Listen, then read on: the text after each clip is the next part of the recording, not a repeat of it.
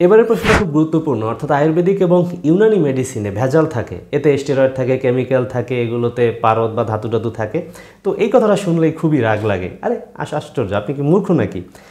এভাবে ঢালাওভাবে বলা যাবে না। একটা বিষয় একটু মনোযোগ দিয়ে বোঝার চেষ্টা করেন, সেটা হচ্ছে বাংলাদেশের বাজারে আপনি খেয়াল করেন যে শত শত অ্যালোপ্যাথিক কোম্পানি, কত অ্যালোপ্যাথিক ঔষধ, হোমিওপ্যাথিক ঔষধ কিংবা ফুড প্রোডাক্ট, সাপ্লিমেন্ট, কত শত ভেজাল প্রোডাক্টে বাজার 6 লাভ আমরা দেখতেছি। তাই বলে কি সকল অ্যালোপ্যাথিক পণ্যর উপরে বিশ্বাস উঠে গেছে? সব ভেজাল, সব ফুড প্রোডাক্ট কি ভেজাল? এত ভেজালের ভিড়েও আমরা কি ভালো পণ্য খাচ্ছি না, ভালো ঔষধ পাচ্ছি না?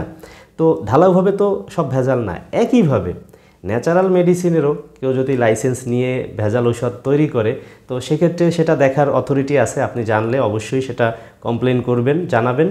কিন্তু তাই বলে আপনি ঢালাওভাবে বলতে পারেন না যে এইসব ঔষধে ভেজাল থাকে, স্টেরয়েড থাকে, কেমিক্যাল থাকে। অন্যদিকে দেখেন, এই ন্যাচারাল মেডিসিনেরই অসংখ্য ভালো কোম্পানিও কিন্তু বাংলাদেশের বাজারে আছে, যারা চমৎকার মানসম্মত ঔষধ প্রস্তুত করতেছে এবং আপনার আমার সেবায় নিয়োজিত আছে।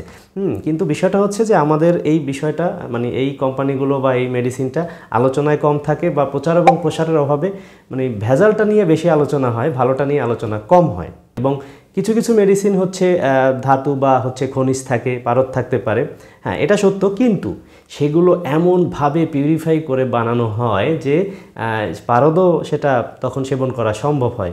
কিন্তু বিষয়টা হচ্ছে যে এই ধরনের মেডিসিন পিউরিফাই করতে যে পরিমাণে খরচ বা কষ্ট, বাংলাদেশের বাজারে আসলে এই ধরনের মেডিসিন অ্যাভেলেবেল পাওয়াই যায় না। তো সুতরাং এগুলো নিয়ে ঘাবড়ানোর কিছু নাই, ভয়েরও কিছু নাই। নিশ্চিন্তে আপনারা ন্যাচারাল মেডিসিনের সেবা গ্রহণ করতে পারেন।